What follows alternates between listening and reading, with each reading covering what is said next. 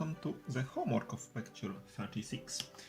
And the homework formulation is like that. User enters a character sequence that contains no more than 100 characters, so it is a given maximum capacity of the array, so you can create the maximum array. So find out whether or not this sequence contains at least 2 equal characters. So for example, if user enters a character sequence like that, we can see that there are no 2 equal characters, so print out now. And if character sequence is like that, we can see here that there are 2 equal characters, so we just print out yes. Okay, try to solve this homework by yourselves and then come back to see the solution.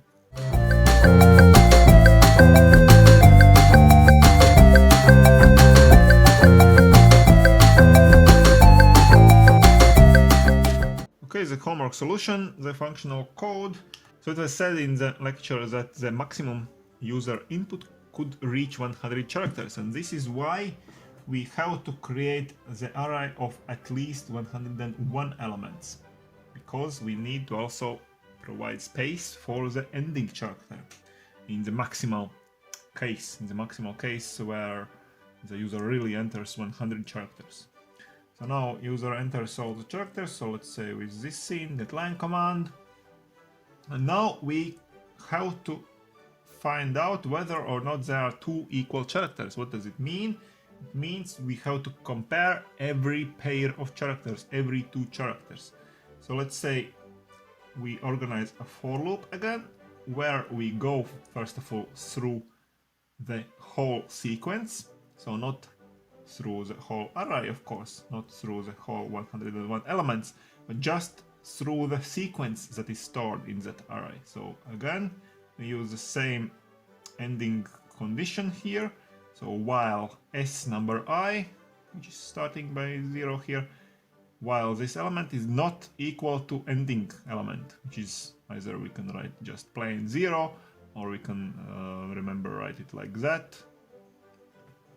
It doesn't matter. So the standard ending condition for the for loop. So we go through the whole character sequence like that, and now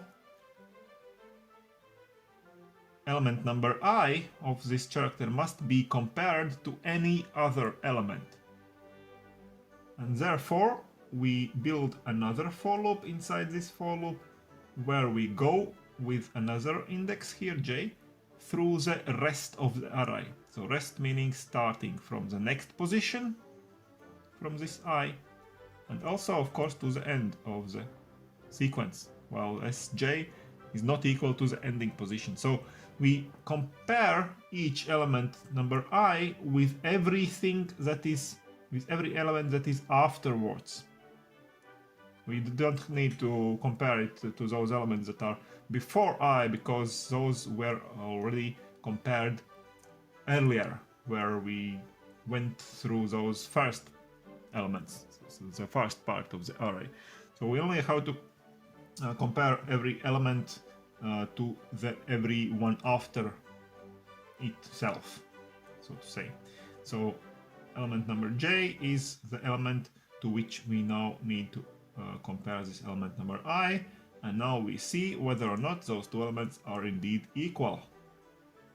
And if those elements are equal, we use bool type variable res, for example, in this case, and we assign value true to this bool type variable in this case. So at the very beginning here we can see that the bool type variable was declared with the first value false, meaning that currently there are not 2 equal elements found.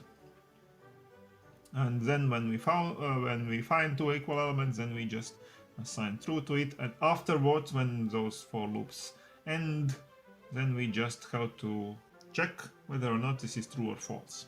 If it is true, we print yes, because true means that we have found 2 equal elements.